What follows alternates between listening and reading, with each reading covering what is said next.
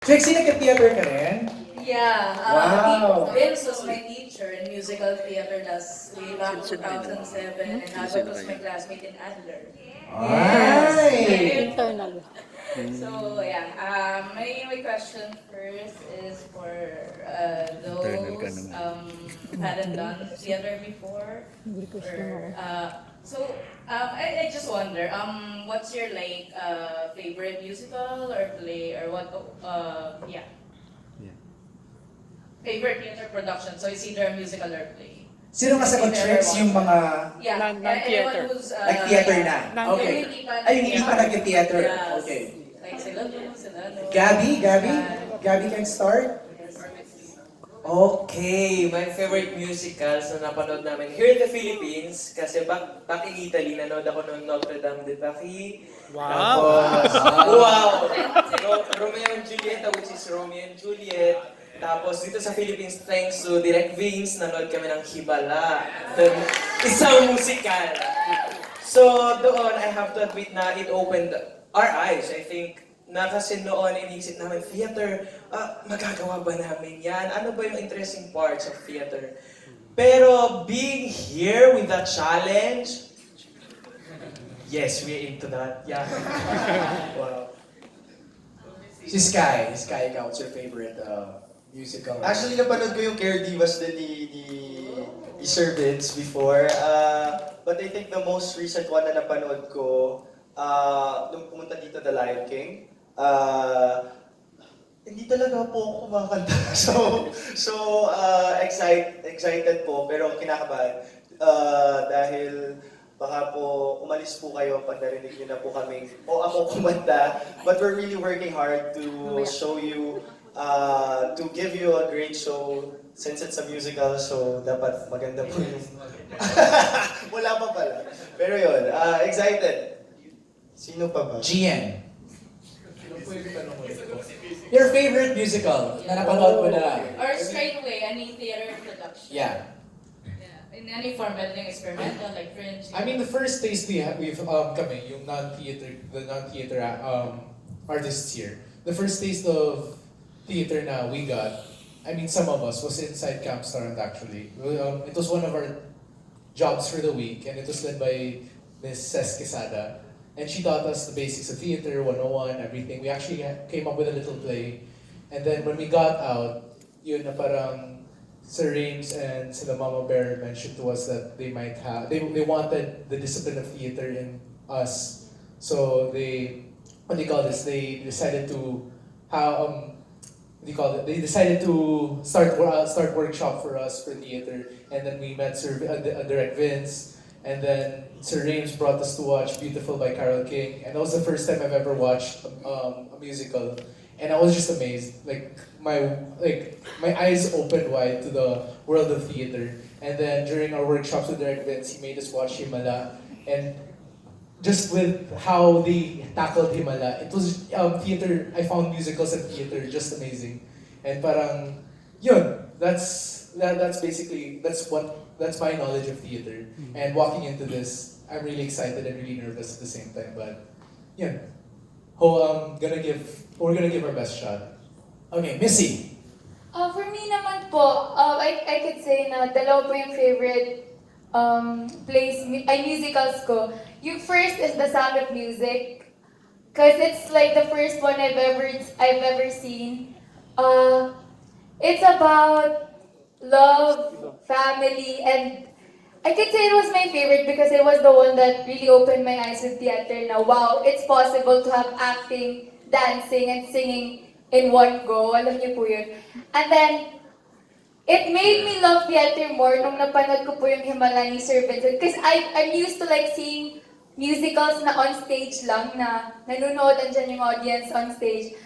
But then yung musical po na Himala, it was like, you're really inside, you're really in that moment po kasi it was all around. Their stage wasn't like in front lang, it was all around the place. Like, may lalabas dito, may lalabas doon. And that was really my favorite. And parang, nung sinabi po sa amin na you will be doing theater, I was like, oh my gosh, I'm sure this won't be like any other play lang. I'm sure it will have something special na alam niyo yun, yung maaalala po talaga ng mga tao. Yun lang. Okay, Abby. Sa akin po, actually, to be honest, hindi ko po talaga alam yung, hindi ko talaga alam or nanonood ako ng theater. Nagpa-play lang ako sa school dati. But then, nung nagkaroon kami ng workshop, sinasabi ko parang, wala akong naririnig sa sarili ko kundi, wow, grabe, ganito pala yon, ganito pala yung ginagawa, hindi pala siya madali gawin. Then, after nun, nung napanood namin yung Himala, as in, grabe, ang ganda. Nakaupo pa ako sa harap, then, napapawaw na lang ako, wow, ang grabe, ang galing ng mga boses nila, ang gaganda. Then biglang umulan, tas totoo pa din yung ulan. Nabuhusan pa ako ng tubig, so parang sobrang amazed ako. Grabe yung experience. Sobrang na-amaze ako, as in, sobra. So parang doon ako na... Inspire. Oo, na-inspire na gusto ko na talaga. Gusto ko Right. mag-workshop. You wanna do the Gusto ko- same. oo, You wanna gusto be ko- part of yes. something like that. Gusto ko mag-try, mag-theater. So then, etong Tabing Ilog, sobrang blessed. Sobrang excited ako and for sure, lahat kami gagawin po namin yung best namin. Thank you. The other Abby naman. Yes po. To be honest po, wala po akong idea talaga sa theater musical. Pero nung bata ako, nakakapanood ako ng mga field trip, gano'n. Then, napapanood ko na sila Snow White, yung mga ganun eh. Pero ngayon po, feeling po, challenging siya. Kasi, as an MNO48 member po, nagpe-perform po kami. Hindi po bago sa amin ang pagkanta at pagsayaw po. And, medyo kinakabahan po kami ngayon. Pero, andito po kami para gawin yung aming goals na maipakita na ang ML48 member po ay hindi lang po may mga kaya pang gawin. Yun po, yes. Thank you po. Si Bri naman, bilang yung kasamahan sa MNL48. Break po. Bri. Break po. Mama Bear is Bri. Ayun po, Bray. ako din po. Ito ba talaga? Bray. There you have it, Bray. Ako din po, never pa po akong nakapanood ng musical theater, pero sobrang na-excite po ako nung nalaman ko na nakapasok po ako dito. Tsaka, parang malaking adjustment din po para sa akin kahit po gustong-gusto ko yung pagkanta kasi hindi po ako sanay sa mga malalaking movement, gano'n. Yun po yung kinakatat ko kasi hindi po ako malaki. Ayun. Ayun po, pero sobrang excited po ako na gawin to, kasama po sila. Parang dami ko naging kuya, ate dito. Nagkaroon po ako ng maraming kapatid. I'm so happy for MNL48 kasi isa sila nag-branch out, no? Trying different things, no? So happy. The boys naman, that's si Belle, ikaw. Belle, sorry before the boys, si Belle nakalimutan ko. Kasi alaga ka ng aking kaibigan. Same as Bray and Abby po, I haven't watched any parang sobrang bonggang musicals. Parang I experienced watching po when I was in high school, before I joined MNL48. Kasi po nung pagpasok ko po sa MNL48, yung buong buhay talaga namin, yung buong puso namin nasa MNL48. So, ayun po, I haven't watched any musicals po, except po dun sa high school ko. Pero we were surrounded by theater actors po, like our voice coaches, yung personality development coach po namin. They were training theater actors po. So, parang sobrang inspiring po na ma-experience mo yung theater. And of course, isa po ito sa mga dream ko before. So, I am so overwhelmed po na makapasok po dito. I'm sure so proud ng manager mo si Nanay Gio. Yes, Dyan sa bro. audience area natin ngayon. Si Noel is part of, kahit na paano nasundan ko yung career ni Noel. First start from The Voice Kids. Right. Diba? Tapos nag-theater na. Indie Tapos film. Diba? Noel, ikaw naman, gusto malaman, ano yung, you do theater, pero ano yung favorite mo? Or, Yes po, medyo marami na rin po akong napanood na plays, musical plays and straight plays. Pero yung mga tumatak po talaga sa puso at isip ko po is from Tanghalang Pilipino na Katsuri. It's about the massacres in the farms. And marami po talagang musicals all around the world. Pero maganda po talaga historically Hamilton by Sir Manuel Miranda. And many more po. Sobrang dami po talaga. Sobrang wide po kasi ng mundo ng theater and mahirap pong pumili ng mga favorites. Pero yun po yung personal favorites ko po. wow, the choices are very, exquisite. Diba? Sino ba bang hindi nag-share? From the boys, si Art. Very first play I remember was back in Hong Kong, New Zealand. The first time I watched a play was it was The Lion King. I know I don't remember much from the storyline sa play but then I remember thinking that I do want to do that. The very recent one was us from the Star Hunt Management is the play Beautiful, and watching it, well, yes, you're just seated down there, but like what's going through your mind is like, wow, this is simply amazing. But then nung nag-conduct sila ng auditions, wala, non-expected. Yeah. Oh, yan. Okay. Hanny. Ano po, ganun din po sa akin is that I wasn't very much into theater dati pa. Kasi I used to be a basketball player. All my hard time and work was put into sports. So, nung nag-start kami po sa Star Hunt po, nag-workshop kami, and we got the chance, thankfully to Sir Vince, that we got to see him a lot. It's like, my appreciation and respect for theater actors since then has like skyrocketed to see how they perform, the way they perform, and what it takes to actually pull off something like that. Parang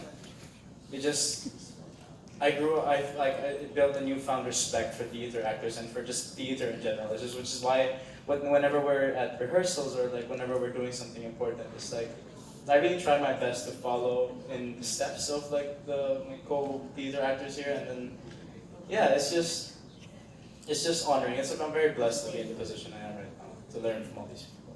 Ellie, ikaw, your musical or straight play na napanood mo, favorite mo? Does it have to be theater po? Or Tricks? tricks? Trixie, kasi yun ang tanong ni Trixie, no? Parang ano yung napanood ninyo? I haven't seen any theater. Okay. Alright. Oh, it's okay. It's okay. That's okay. Si Lee, ikaw Lee, anong napanood mo na? Ako po, yung napanood ko po is yung Himala po. Yun po yun. Tapos, syempre kasi first time ko po. Tapos namamangha lang po sa mga nangyayari kasi ang galing po nilang kumanta, gumalaw, yung sobrang laki ng nila talaga. Paggalaw, yan. Pagkatapos, tapos nung nag-practice na po kami, parang namamangha pa din po ako kasi parang, grabe, paano nila nagawa yan? Ganon. Pagkatapos, yung mga dati pa pong nagtiteater, sobrang bait po talaga nila kasi pag hindi namin alam yung notes, tinutulungan din po nila kami. Tapos paano sumayaw, ganun po. Tapos lahat po, coordination. Opo, yun po. Tapos friendship. Yeah, Chantal, ikaw? Ako naman po, I haven't. My first was really Himala. I tried it when I was in the 4th grade, pero parang isa lang yata yung line ko noon. I was a kid that time. But then, my experience with Himala, I was really frozen the whole time. Because it was just an amazing play. And to see everyone there moving, everyone dancing on their feet, acting, sabi ko, na-inspire ako to like try it. And then when they had an open door for workshops at theaters, sabi ko, okay, let's try it because I haven't been to that kind of world, and to be able to be part of TABING ILOG with learning from theater actors already, and with this new family we have, parang nag-open up yung heart ko na to learn even more. And I've seen myself parang konti-konti nag-grow din ako as a person, as an artist, actor, and also when it comes to singing, I've seen a lot, and there's something different now when I'm singing, and it's like, yun yung crave ko as an artist na, as a singer, composer, musician. And ngayon, it's a different world, but it's a wonderful world to be in it. So I'm really blessed to be in this family right now. Nice. Sino ba yung mga nagsasalita? Batir. Ako po siguro yung unang napanood ko po na musical theater is sa Star City po ata yun eh. Ay, oo. Yung Miss Lisa Makuha. Ballet yata yun eh, no? Ballet ba ako? Basta, yun po. Tapos, Musical pa rin naman yun eh, di ba? Parang ito po. Pero, ayun po. I'm so glad po na nandito po ngayon sa musical theater. Kasama po sila sa Tabing Ilog. Yun po, yung experience po namin is sobrang saya talaga. And sobrang masaya din po ako kasi kung kumbaga, parang isa rin po sa mga dream ko po yung mag-perform, sing, dance, and acting. And Nung time namin yun po, wala yun. thanks to God na binigyan niyo yung kahilingan ko. Yeah. Alright, congrats. Jem! Ikaw naman. Musical that inspired you or favorite mo? Ako po kasi yung pares din po, napanood ko before, nung bata ako, yung sa field trips lang po talaga. Grease and Annie the Musical.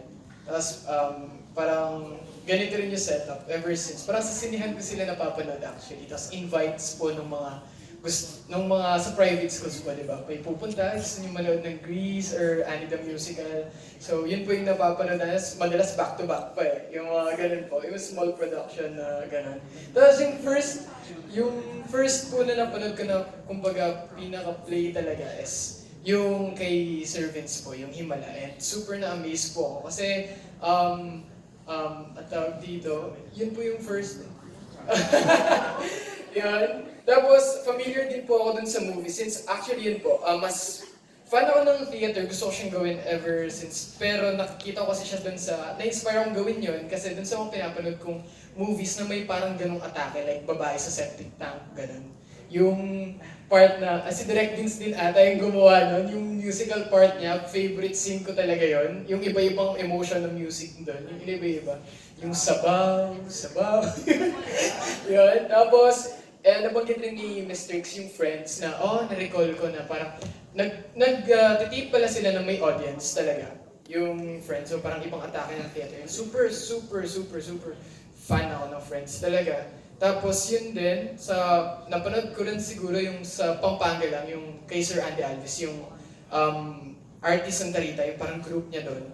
Tapos yun yung napanood ko na parang sarsuela niya, palagi parang sa Semana Santa, ganun, may mga iba-iba yung atake niya. Tapos na-challenge ako kasi hindi talaga ako musical, sabi ni Direct Beans, pero nung nalaman kong may sayaw, galing ko sumayaw.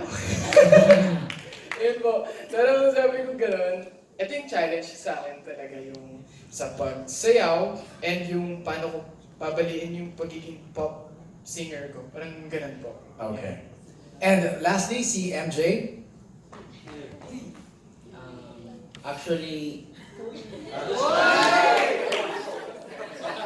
I don't have any idea about that. Seryoso po. Important din yun eh. Seryoso po. Ang role mo dito ay may Lindizan din? Bayan? Pero seryoso po. Kasi, yan po, na-excite ako kasi kung tatanungin niyo po kung anong favorite ko, wala kasi hindi pa po ako nakapanood, pero feeling ko ito magiging favorite ko. Wow! That's a good answer. Tapos yan po, na-excited po kasi kasi syempre, naranasan ko na din po kasi mag-play, pero hindi po yung ganitong klase. Right. Tapos yun po, mas gusto ko pang mahasa sa mga bagay-bagay. Gusto ko pang mag-explore like ganyan. Tapos, yan po. Masaya ako na nakasama ko silang lahat ngayon. Okay. And I'm so very happy. Alright. Thank you, MJ. Okay, Aaron, let's down to our last two questions. Last two questions. Kasi pag isa-isa natin sunod-sunod tatanungin, or shopping na, no? Right. I'm sure we'll have more opportunities. I mean, after this press con, pwede nyo pa rin silang interviewin isa-isa, di ba? Pwede nyo gawin yan. Last two questions. Last two questions. MJ, ito madalas pinapadala ng kanyang publication para i-cover The Phantom of the Opera, Cannes, sa Australia, Singapore, at sa iba't ibang lupalop ng mundo. Our next question will come from another social media influencer and the entertainment editor of the Manila Standard, no other than Nikki Wang of Very Wang.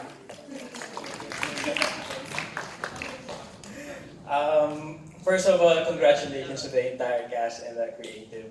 My question is for the creative, no? Kanina, you've mentioned that the musical will tackle basically the same issues. Pero I wanted to know, what are the elements of the TV series that you try to incorporate dito sa musical show? Inisip na dapat hindi ito mawawala.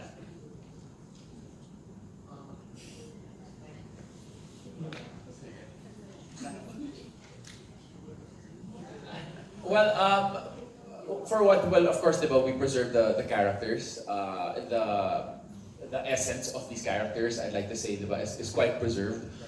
We also took a lot also from of course the romantic storyline. Could correct me if I'm wrong, Right. Jada. Bago kami nagsimulang magsulat, marami kinausap. Kailangan kasing i-product sa amin na mahuli namin yung essence ng show. Kahit na hindi namin uulitin, mahuli namin yung essence. So, isa sa mga tinatanong namin yung mga tao is, ano yung naalala niyong kwento dun sa show? Kaya meron kami mga ginamit. Like for example, yung love story ni Eds at ni Ruby, hindi pwede mawala. Kasi malaking bahagi siya ng show. Yung gulong, hindi pwede mawala. So, yung ilog, syempre.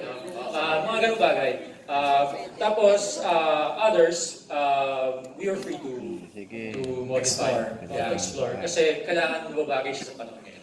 But I think Jade was also still able to preserve yung interconnected relationships din nila. Of course, diba, it spans 1999 to 2005. So there's a lot, marami naman talaga nangyari, but I think he was able to kind of distill everything and say, sige, at the heart of it, sino ba talaga yung main thread? So of course, they have the romantic thread. And then how do they interact then with one another? Kasi iba-iba yung relationships nila eh. Yeah, I'm sure in different varying degrees of friendship. Kasi di ba sa barkada, kahit na marami kayo, iba-iba pa rin yung pakito niyo sa isa't isa. Tama. So, ino-observe din namin yun. Like, ano ba si Eds kay Badong? Diba? Ano ba si Corinne kay James? Mga ganon. No? Tinry namin siyang maging intact. Yeah, and then of course Vince was like, we have to keep the theme also because iconic. I mean, diba, as iconic as the show is, iconic din yung theme niya. So he wanted to weave it also into the music, and you know, so that's what we kind of tried to keep. Personally, I felt really excited nung sabi i-revive yung Tabing Ilog because yeah, it's a 20-year-old story. I think I was in high school na pinalabas yung Tabing Ilog. Ako elementary. And the question is, sino ang audience ng Tabing Ilog na musical? Kasi ako, I would really watch it. Yeah. Kasi it's parang close to my heart because of the TV series. Now, since you're going to give it a different flavor, parang a modern take, sino ngayon ang audience ng Tabing Ilog na musical? But before you answer that, I want to ask you, Nikki, no? You're excited to watch it, but what is your expectation? Expectations. Kasi gano'n yun eh, di ba? Parang, ang ganda kasi ng question niya eh, na parang, sino ba ang audience ng musical na to? But he's excited to watch it. So ano ba yung nasa ano yung gusto mong makita? For a person who was able to watch the series, gusto ko makita yung, of course, yung the love angles ng series, and then the bond that parang, yung gulong. Pero yung friendship na nabuo sa mga characters doon sa Tabing Ilog, parang parang sabi mo kaya, it's very nostalgic. Right. It brings a lot of memories kapag nakikita ko yung teaser Tabing Ilog. So that's what I'm really excited about. The reason why I ask that, it's because this is the best opportunity to manage the expectations. Di ba? Kasi for Nick, and for me, and for Bix, and for Aaron, and for the others, ang nasa isip namin is the series eh. So baka yun ang hanapin namin. Yung napanood namin sa TV, yun ang hanapin namin on stage. Is it gonna be like that? Well, what we're trying to achieve. I understand what it means about when you have such a beloved show, especially in your psyche, right? And I think what's so wonderful about it is that we get to evolve it, diba? Just taking it into a different medium, which is the stage, and turning it also into a musical already injects some brand new life into it. So I think it's just a wonderful way of already having that the love for it, diba? And already, yun, as you said, diba, your expectations for these characters. So that's why we said we wanted to keep that essence. But at the same time, what a great way for that to be pushed forward as well, diba? So you come in here, of course, with that love, but at the same time, ready to also be like, sige, but where are you going to take me? Diba? I also want you guys, we also want you guys to go on a different journey with the characters. Kasi hindi naman natin, we're not naman tracing the same path diba? So hopefully we get to meet right at the center. There are people who've never seen the show, who will come into this with fresh eyes and fall in love with the show, diba? There are people who love the show a lot and will come into this with their expectations and hopefully get to juggle those expectations and come up with a brand new experience for you guys. It's a great way to revisit it. Yun, so, and then, what was my other one? Ang mahalaga kasi, the baseline is there. The love angle is there. The feel of the Tabing Ilog is there. The dynamics between the pairings and the barkada is there. Yun ang hahanapin namin di ba? Yun ang hahanapin namin ng mga nakapanood noon. Yeah, at the end of the day, I was also telling them, at the end of the day, it's really a love story about friendship, right? And just judging from your answer, diba? I guess that's really what you took from it, even from before, from all those like 6 years. If you were going to funnel all of that into one sort of thought, it was just about the friendship, and that's what we're really going to keep intact. It's a love story about friendship. What happens when, especially when you're a teenager. Your friendships all of a sudden become your second family because it's your first time to venture out from your unit. And of course, when you venture out from your family unit, biglang you meet people who are just like you, who are going through the same issues as you, who understand what's going on in your body and what's going on with your that your family may not understand. So that's what we also really want to put at the center. That they find a second family. Your friendships when you're a teenager, that's the first, diba? You're first, and you kind of hold on to that even until you grow old. And what happens when you kind of have to grow up also, diba? What happens to these friendships? Dami sinabi ba? Ang epic na bigla. Okay. I just have one final question. Of course, people like surprises. Was there any intention or is there any plan to parang include one cast member or any of the cast members sa TV series at least maging guest sa musical? Was there any plan or any intention? That's a good idea. Ako si John Lloyd. Depende sa schedule nila. Kasi mahaba naman yung run so malay nyo after the particular shows, mag-extend pa yan. That's why we have 3 sets of cast. So, we're not closing any. I mean, the world is our oyster, so... Possibilities are endless. It's a germ of an idea. Okay? Ako, personally, I'm already looking forward to the